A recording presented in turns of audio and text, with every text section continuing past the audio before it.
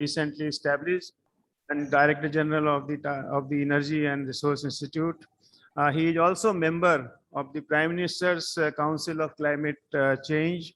He headed the Indian Bureau of Energy Efficiency, and he is a key person who is promoting climate smart initiatives at various levels and accelerating action, which is SDG 13 on climate action, and taking serious interest and promoting at the various levels, national as well as at the international level, towards a low carbon and cleaner energy and economy through adaptation of renewable energy in industrial areas, electricity sector, and various areas like recycling of the waste for energy.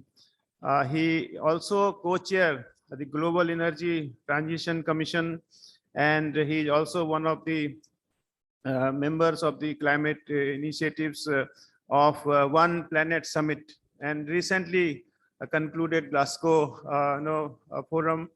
He served as a chair and co-chair in various sessions, playing very proactive role in improving the energy in the national economy, and taking a lot of efforts to meet the India's commitment at the global level. So I will hand over to Dr. Gajendra Singh to kindly chair this session and invite Dr. Ajay Mathur for his plenary lecture. Thank you, sir.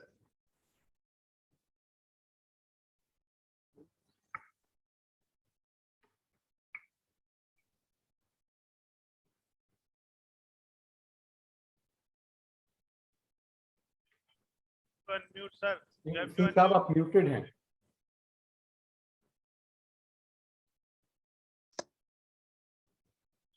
You can hear me now? Is that okay? Ji. Yes. Okay. Welcome, Dr. Mathur. I think, and good morning to all the participants, attendees, panelists. It's a very important topic, and we look forward to listening to Dr. Ajay Mathur. I have met him only once. He might not remember at TERI, but it was some time ago. So, but the area of his work is very much interest to me, and I have been reading some of his work. So we look forward to an excellent presentation. So without taking much time, I'd like to request that Dr. Mathur, please take the podium and go ahead. Thank you. Thank you very much, Gajendra Singh Saab. It's such a pleasure to be with all of you. I'm sorry I'm not with you in person, but Gajendra Singh Saab se I'm taking direction. He's in New York, must be a very late in the night, but thank you so much for being here. Sir, I very much remember meeting you. Thank you very much for that. I am now the Director General of the Solar Alliance. I don't have any affiliation with TERI or the Prime Minister's Council anymore, but I've been privileged to be in those positions. I would like to share my thoughts with you on the use of renewable energy, which I believe has the potential to change the way in which agriculture is seen and how the economists look at agriculture in this country.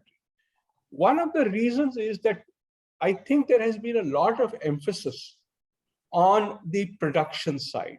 So we have not reached, but we are increasing the amount of yields that are occurring. I believe that an equal amount of efforts needs to be provided in managing the costs, the input costs that go into agriculture. And I would like to focus on one of these costs, which is the energy cost. And in the energy cost, I would particularly like to focus on the largest of these energy costs, which is that of pumping.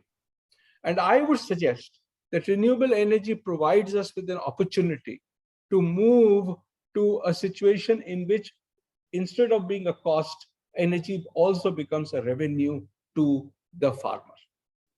If I have your permission, sir, can I show a few slides? Please, please. I think you have to share the screen. Yeah. Sir, can you see it sir, now, sir? Yes, we can see it. Okay, okay, okay. Thank you, sir. Sir, I am going to make the following points. The first is that we are in a situation where today we are seeing that the approximately something of the order of 18% of electricity in the country, that which is generated by the grid, is used by agriculture. And apart from that, there is probably half as many diesel pumps in the country as well. There are about 20 million electric pumps, and there are that is the number of diesel pumps. So we continue to use a lot. I will share with you my personal experience. I am a marginal farmer in the state of UP, in central UP. I still grow rice and wheat as the primary crops. But the agricultural situation was so bad, the supply was so unreliable that because of the need to be up at night, I went through two pumps which went bad. In both the cases, what happened was that voltage fell, the pumps kept drawing power, the currents increased, and we... Presentation mode. Can you make your presentation mode? Okay, let me just move it to presentation mode. Okay, is that better now? No. Yes, but you have... Okay. No, I think you still got two screens. Okay, okay, I'll just try to see how I can manage this.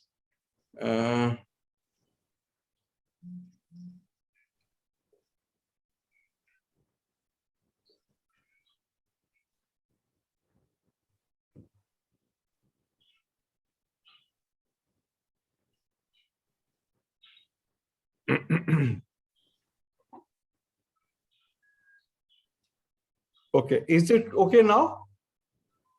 We are seeing your second slide. Second slide, water and agricultural productivity. Yes. Okay, okay.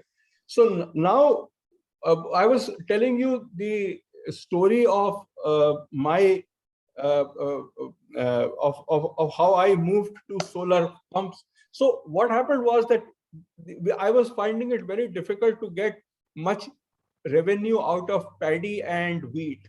So I started doing banana. When I started doing banana, water was extremely important, and so I started getting a diesel pump, which would provide the water that was needed. It became very expensive. So I installed a solar pump about 7 years ago. And I must say that ever since then, water has not been a problem. Now, I have a second job. And so getting the resources, the financial resources to set up a pump, even with all the subsidies that were provided by the state government, was possible. But even then, I had to pay, I think, 1,06,000 rupees for a 3 horsepower, 3 horsepower pump with a 3 kilowatt solar panel. The point that I'm saying is that it completely changed both the agriculture, what I grew, as well as the revenues. And consequently, what I would suggest that we need to look at water use efficiency as effectively in agriculture as we have looked at, for example, the efficiency of use of fertilizers, but more importantly, the efficiency of use of the nutrients that go into growing agriculture. Another point that is happening is that climate change is completely changing every path that goes into agriculture. This year, for example, we have had very late rains. The late rains have meant that there have been paddy fields which are full of water.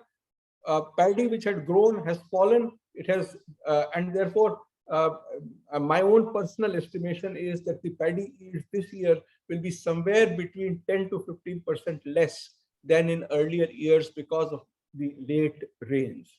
This implies that we need control over how we manage the water use.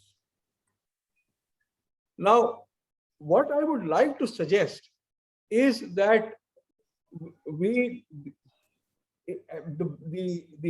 the dependence that we have on fossil fuels, whether it is diesel or whether it is electricity, is one of the major problems in the kind of costs that have to do with the growing of agricultural yields.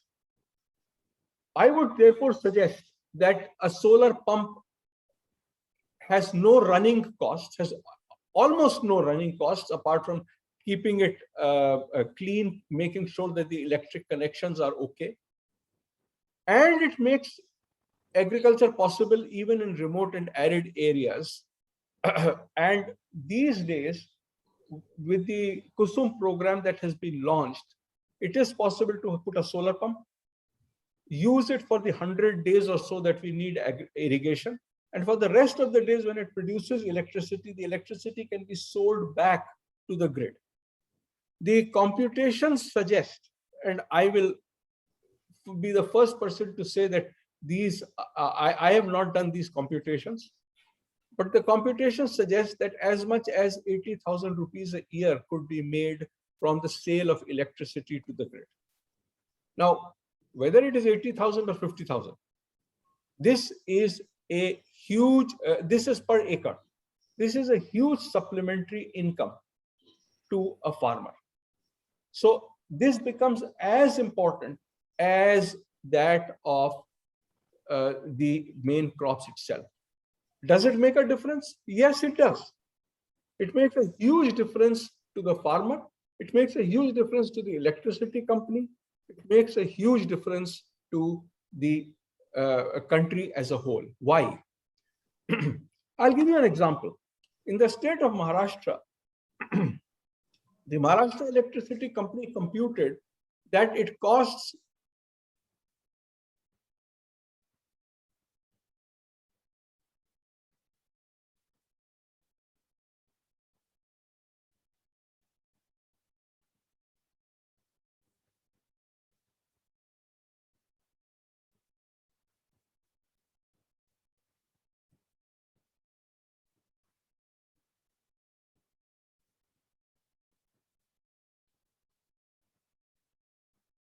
kilowatt-hour of electricity that is sold. If all agricultural electricity is at 3 rupees, the Maharashtra Electricity Company believes it will not make a loss. So the company benefits. Look at the farmer. He is now getting reliable electricity during the day when he farms. Look at the country. Instead of using diesel or coal, we are using solar energy, and therefore the carbon dioxide emissions are less as well. The point I'd like to leave with you is that solar pumps benefit the farmer, benefit the electricity company, benefit the country. This is one of those things where I think a greater degree of acceptance. And I will go on to say that actually one of the main things that we need is to enable financing, particularly by the cooperative banks, for this purpose. But with solar, another great advantage is that you can grow things below it. Kazri has been doing a lot of work on this. And what we are seeing is that not 100% of the area, but if you put the solar panels at a height of anywhere between 6 to 10 feet above the ground, there is a large number of legumes that can grow below. So particularly in agriculture areas which are close to urban areas or peri-urban areas, there is a possibility then of growing a range of agricultural products. What this does is it diversifies the agricultural production. Therefore, the farmer can also then decide on what is the amount of land that he or she will use for agrovoltaics and how much would they use for the main cereals of paddy or wheat, whatever they are growing in that region. What the numbers show is that even today, and this is still a subject which is in development, that even today, farmers are better off by using agrovoltaics in areas where crops that grow in shaded areas have a market. So, for example, what we did was we did a study of 2 hectares of land. One we did only wheat, on one we did only electricity, and then we did it together. And what happens is that if you do it together at the current state of knowledge, we are able to enhance both the wheat and the electricity. Yes, you will not go to 200% wheat and not 200% solar electricity. If all of it was wheat, you would have got 200% wheat. If all of it was electricity, you would have got 200% electricity. But you get 160% wheat and 160% solar electricity. The overall cost benefit is far better. What we would suggest is that at the end of the day, there is a necessity that these, because all of this price is a capital cost. Remember that in a solar pump, there are almost no running costs, but all the costs are upfront. This becomes important, that financing becomes available. Under the KUSUM program, some amount of money is available. But what we, I think, need to ensure is that the farming sector, the financing sector for farming starts providing loans. So we work, so the cooperative banks work with NABARD, who refinances this to happen. We also believe that there are models, there are business models, depending on the size of the farmland that is available. There are business models that can establish these kinds of solar pumps. I'll give you an example.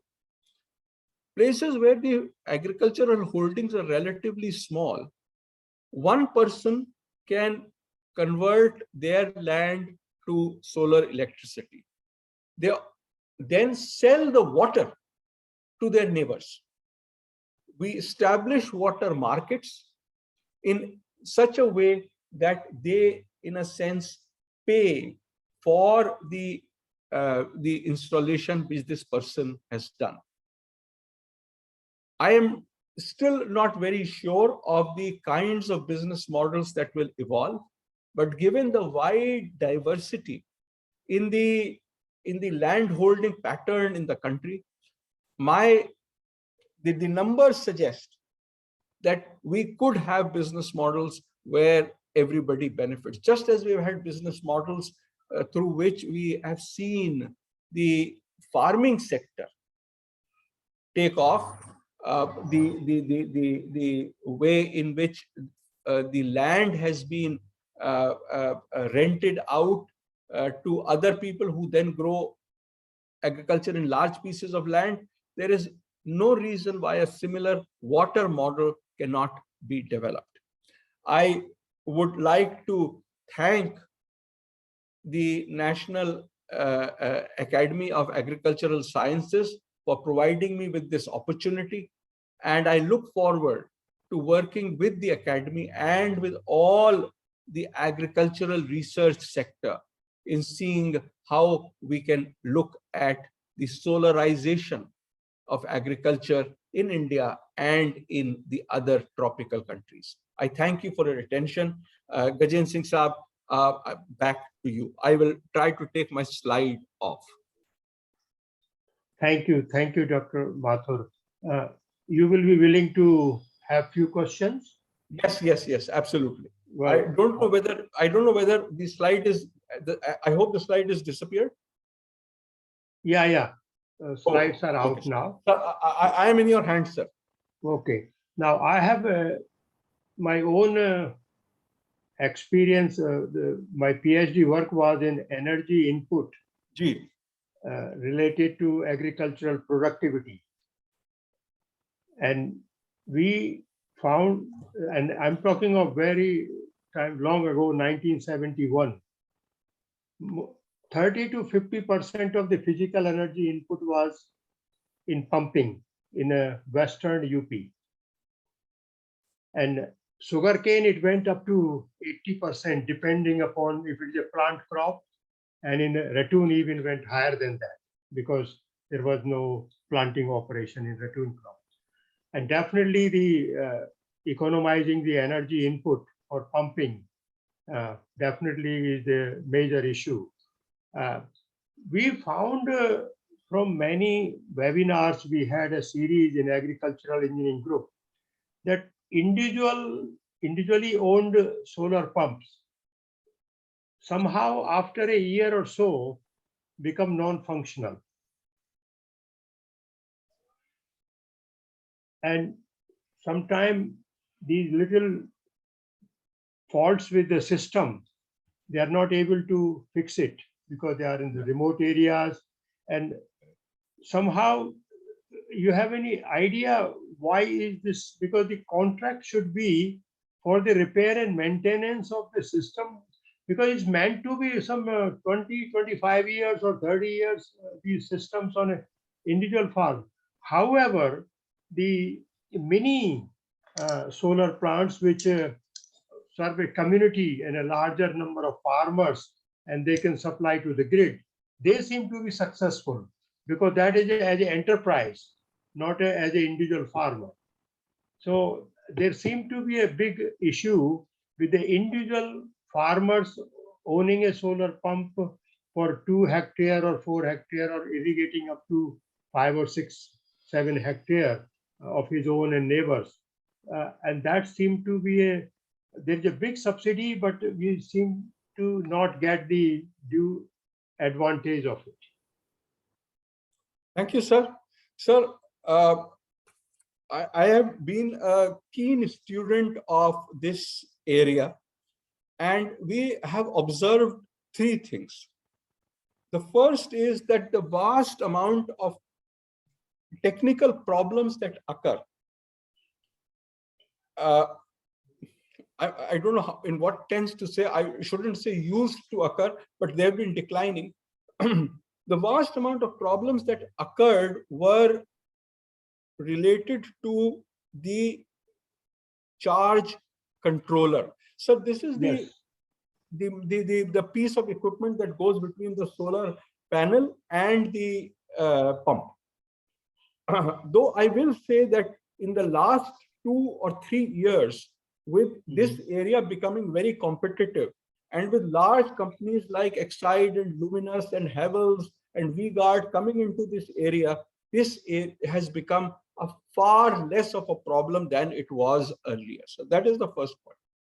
Sir, the second point, which I think goes to the heart of what you were saying, the second point is if something goes wrong, then the availability of trained manpower is Yes. relatively difficult. Now, sir, this is a chicken and egg situation. If you don't have enough pumps, there aren't enough mechanics.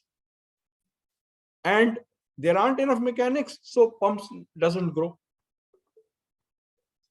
The government's every tender that I have seen in this country, every tender brought out by either the agriculture department or by the renewable energy department for agricultural pumps, all of them have a 3 or 5 year maintenance requirement. Yes, it is there. And yes, it functions. But it will be 2 days. See, what they do is that they keep their mechanics in the nearest large town. So it may be 2 days before the mechanic comes to the agricultural site where the pump is located. And for 2 days then, and especially if it is in the middle of the irrigation season, then for 2 days, the farmer is lost. My own view, sir, on this is that we need to dramatically escalate the vocational training of village youth in this area. It is my own experience that while you have electricians in villages, these electricians largely know about continuity. They will take a tester and put it at various points and see if current is flowing. Very, very, very, very few electricians have a multimeter, which tells you what is the current, if it's a DC current or an AC current, what is the level of, so for example, the charge that is going to the battery and to the pump and so on. Again, while it is a chicken and egg situation, given the amount of unemployment, rural unemployment that exists in this country, I believe that a vocational training program focused on this alone will help. The Ministry of New and Renewable Energy has started a program in this area. My own view is that the great acceleration will be needed. Sir, this is an incomplete answer, but the problem that you said is a very real problem. Yes, yes. I visited villages in Chhattisgarh, and in some villages you have to walk only. No vehicle goes to the sites where these are installed. So many technicians, sometimes he reached the village and then he was told that the pump is there, somebody there, and then he was reluctant to go and he just returned back from the village rather than going to But locally you need a motorcycle based mechanic. Yes, yes. So you are right that because the density of the pumps is so low, because especially I think there is too much subsidy for initial capital. I think part of the subsidy should be held back for continuous repair and maintenance of the system. I don't know what mechanism is being worked out. And I think there should be a contract with the supplier for the continuity of operation.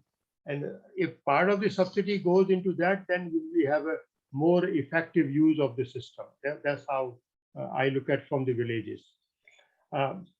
Another thing is that in the solar area, the big plants seem to work, okay, because they are enterprises, okay.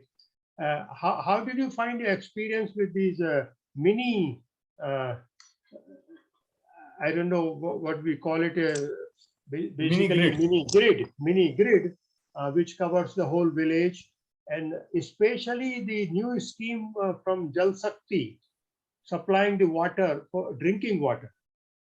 Can these two be combined? The answer to your second question is yes. The answer to your first question is, sir, as a country, we have not had till very recently very clear policies on mini grids. Now we have come to the point where nearly every household, 99% households are connected to the grid. Which means, but this doesn't mean that they have electricity 100% of the time. And their dependence on the mini grid is largely for reliability purposes. Like many of us in urban areas use an inverter battery to help us get supply when the electricity supply is not reliable. So the first point is that all these microgrids or mini grids have to become grid interactive. That's the first point, sir. The second point is that as they become grid interactive and as the price of solar keeps falling, these become far more cost effective in rural situations than getting electricity from a long distance on the grid. But electricity from the long distance on the grid is important, especially today where in the night times, but even in day times when their peak occurs. Consequently, sir, the key challenge that occurs today is one in which there is a business model issue. The microgrid by itself did not make money. It was only when somebody provided a subsidy that the microgrid worked. Now we have got a situation where a microgrid could work largely because of the reduction in prices. What we need is a risk mitigation around the microgrid. There's lots of experiments happening on this, but I think this is an area in which the last word is still to be written. Okay, thank you very much. Is there anybody who would like to ask a question? You can raise your hand, or you can, I'll check if there's anything in the chat. Nothing is other, there's nothing in the chat. Yes, sir. Dr. Tyagi would like to ask a question, sir. Yes, yes, please, Dr. N.K. Tyagi. Thank you, Dr. Mathur, for tailoring this your lecture towards the agriculture scene. We have experience of the solar pump right from 1985. We got it from ECIL, and it is still functioning. My question is, what is the level of security so far as Indianization of the solar technology is concerned? Because I understand that a lot of components and skills, they are imported. And second question is that you have now the country has shifted the goalpost from 2040 to 2030. What level of progress and investment it will require by shifting back 10 years? Many people have commented and they say that this may probably not be very feasible. Sir, as far as your second question is concerned, I will come back to this in a little while. But as far as your first one is concerned, sir, indigenization is a great challenge. We are facing a situation where the price of solar is falling, the demand is increasing, but unfortunately, as far as the solar pump is concerned, the panels in particular are all being imported. That's where the cheapest is found. The only point is that these solar panels it's an extremely competitive market. No matter where in the world you buy a solar panel, it costs about the same. The margins on it are very, very, very small. Where is the margin? The margin is in the installation work. The installation work is largely local. The largest installer in the world is a Bombay company by the name of Sterling and Wilson. They are the largest in the world, not only in India. Now, the other thing that we are doing as a country is providing a performance-linked incentive for very efficient panels. So if a company decides to make a panel, not a regular panel, but a more efficient panel, and they sell it, then a certain amount of incentive will be paid to them. This is to attract efficient manufacturing into the country. This was announced earlier this year. We still don't know how this will be, the results will be, but it was announced as a 10,000 megawatt program. Already something like 40,000 megawatts worth of private sector projects have listed themselves under this. That was the first one, sir. So indigenization, we hope that in the future, we will see a lot more indigenous solar panels. On the issue of investment, sir, one of the key things, sir, that has happened is that the price of solar has fallen dramatically. Aaj ki tarikh mein, if you got a large solar plant, it provides electricity at 1.99 rupees a kilowatt hour. 1.99 a unit. A coal power plant provides electricity at 3.5 rupees a kilowatt hour. But today the solar plant only provides at 1.99 when the sun is shining, not at night. At night you will have to have a battery. If you add a battery, the cost is more than 7 rupees a kilowatt hour. So it is very important that the price of batteries also reduces, so that we have got round the clock solar electricity. So that is one point. The second point is,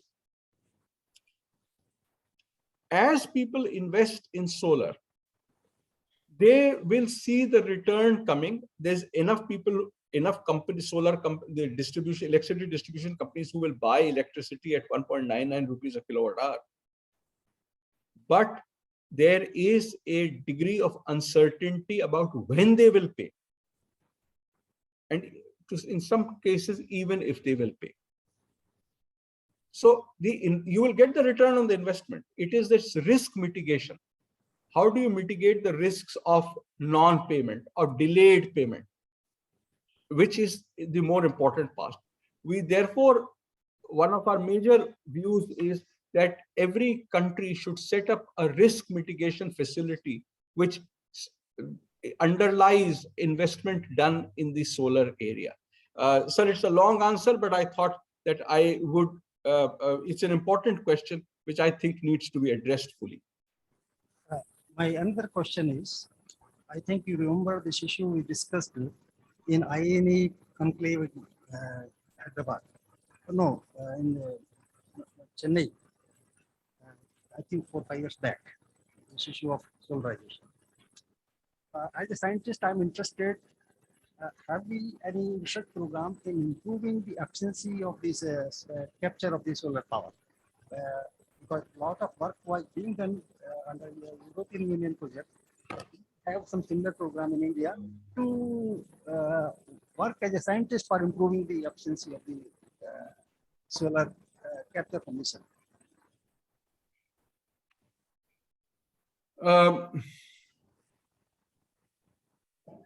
Sir, my own belief, first of all, I should tell you where I come from.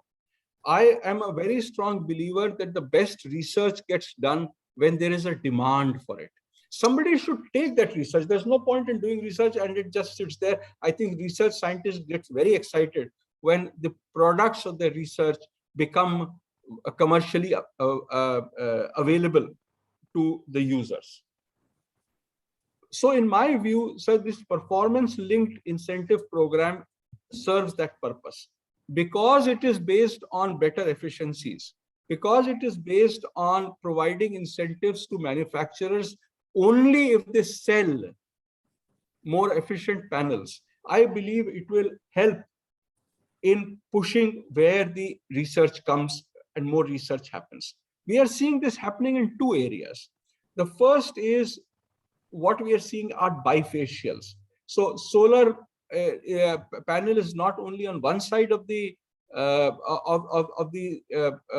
array, but on both sides.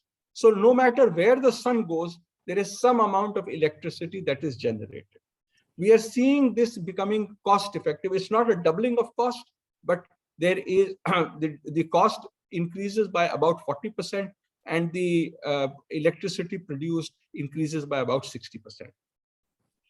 That's one of the things that we are seeing. The second thing that we are seeing is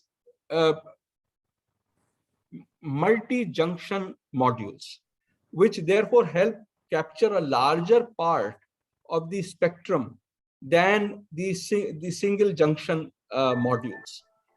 There are also interesting materials happening, percovsites and so on.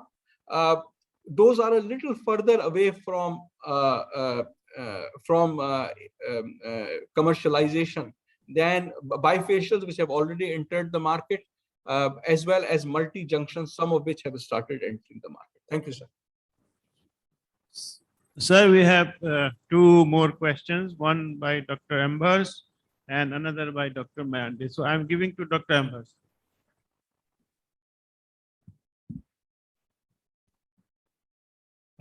My question is pertaining to the existing 25 millions of pumps, particularly the 10 million pumps, which are the diesel pumps. As per one survey, 2% pumps are only having the efficiency more than 40%, whereas 92% pumps are below or less than 30% efficiency. My question to you, is there any policy or institutional intervention that you foresee in near future to address this issue? Thank you very much. Sir, can we have the other question also, sir? Maybe then I'll answer them together. Dr. Mayande. Thank you, sir. My question is on a bit of a national policy. It is that we have 56 million hectares of wasteland in the country, and around 40% of population depends upon this wasteland for livelihood. Now, this land, as a policy, can government convert into a solarization, complete solarization, not to burden the farmers on its capital investment and maintenance and etc. Let the government do on outsourcing basis, take the land on lease from farmers and let produce electricity and connect to the grid. So that dependence on fossil fuel goes, dependence on coal goes. And the farmer, as you suggested, that 80,000 per hectare, per acre, per year is possibility of earning through electricity generation and connecting to the grid.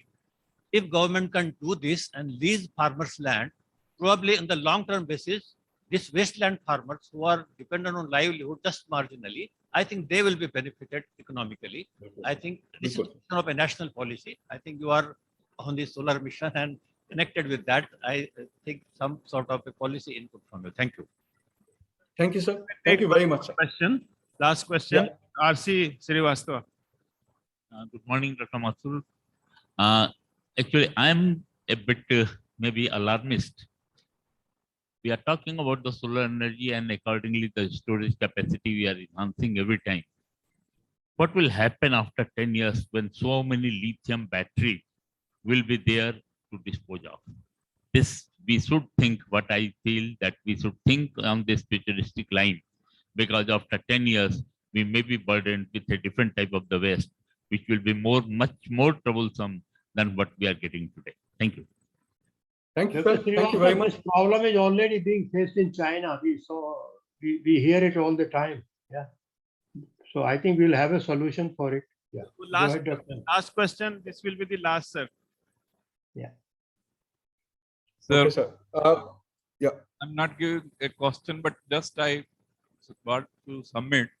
In Gujarat, the government has subsidized and we have developed a agro photovoltaic system, check-based, where it is around a 3-meter height, and the farmer can grow lot of vegetables below it, even better than what is in the open system. So agriculture is also not affected, and side by side the production of electricity is there, and that is supplied directly to the grid system of the electricity board. So there is no need of batteries and other things. That system is working very nicely. Over to you, sir. Thank you, sir. Thank you very much. Let me respond to all of these questions. First of all, as far as diesel pumps are concerned, I expect that in the very near future, there will be a regulation regarding the efficiency of agricultural pumps and the minimum efficiency of agricultural pumps that can be sold in the market. You have seen the star rating system for air conditioners and refrigerators. In a very similar manner, I expect the Bureau of Energy Efficiency, which already has a slightly different kind of a rating system only for motors, to do this for pumps also. So that is the first, sir. I think the point that you are making about diesel pumps being very inefficient, I think we will start seeing policy interventions regarding their minimum efficiencies. Sir, on the issue of wasteland, sir, I am completely with you. If somebody is a marginal farmer, then renting the land to produce electricity, great sense. And then that electricity can either be put back into the grid for rural usage, for which it is the cheapest, or even, as in certain cases, to be traded with other states when the need is there. The key challenge here is the business model. What are the conditions under which they will come in? And I will, sir, share with you what has happened in Tamil Nadu.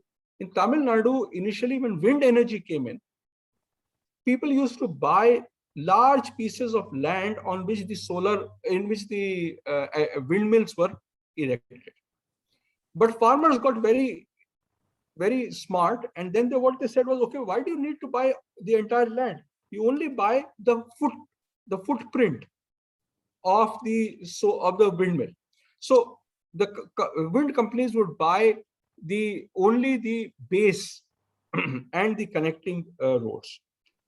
Now what has started happening is that it's not even buying, it's leasing. So the farmers lease and they do normal crop plantations in between the land which is leased for windmills. I expect something similar to happen. And particularly, probably the first place it would happen is the wastelands, as you have so rightly pointed out. This also merges with the point on the agrovoltaics. As was pointed out, we have very successful agrovoltaic instances in many parts of the country, including Gujarat. I would strongly suggest the academy to think of how this can be enhanced. Can there be, just as you do extension education, can there be extension education related to agrovoltaics?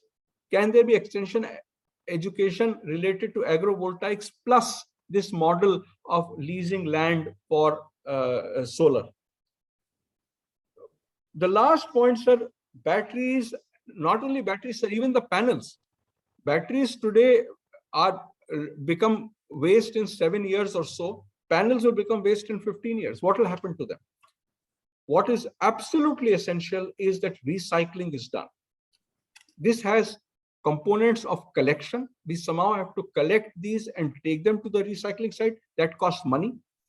My own suggestion is that when we buy them for the first time, we pay for it, and that money goes into a fund, into a trust fund, which is then used for collecting it. The second is, after it is collected, it goes to a recycling site.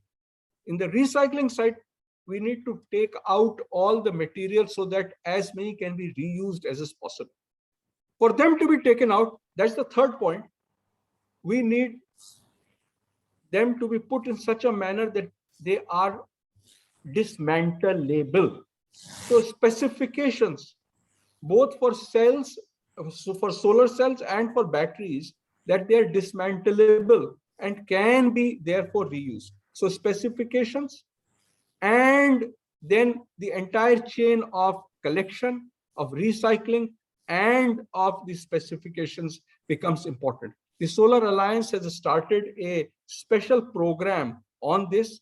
We are collecting best practices from the world and circulating it to the various countries who are members of the Alliance. Thank you very much, sir.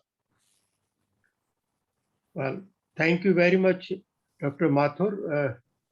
I think we had a very interesting discussion, and this topic of solar energy is really a very timely, and I think Government of India is putting so much emphasis on it.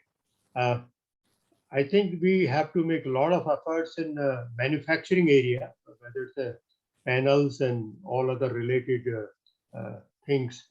So I think Dr. Joshi, can we now close? Yes, sir. You can. Well, once again, thank you very much, Dr. Mathur. And we had very interesting questions from so many of my colleagues in the audience. Thank you, every one of you. Thank you. Thank you. Thank you so much. Thank you, Dr. Mathur, for illuminating all of us on various aspects of solarization in agriculture. Also describing, some of the business models, how we can make it more profitable, at least to the private sector who would like to come in this solar business. And this will be only feasible solution that when private sector takes it up. You have also described in a very interesting manner that the feasibility of solarization. What are the conditions for successes of solar in agriculture system, and also risk mitigating strategies we should here. And finally, you have also mentioned that the waste management from the start to solar. So a very interesting issue you have initiated. I'm sure that all the participants of 2015 Agricultural Science Congress benefited immensely from your talk. Thank you very much. I would like to request all the delegates to give a big applause to Dr. Mathur for his brilliant talk. Thank you, sir. And I am thankful to Dr. Gajan Singh for chairing this session from New York. Here, I think it is 11:45 midnight. And thank you, sir, for for giving us guidance from that distance.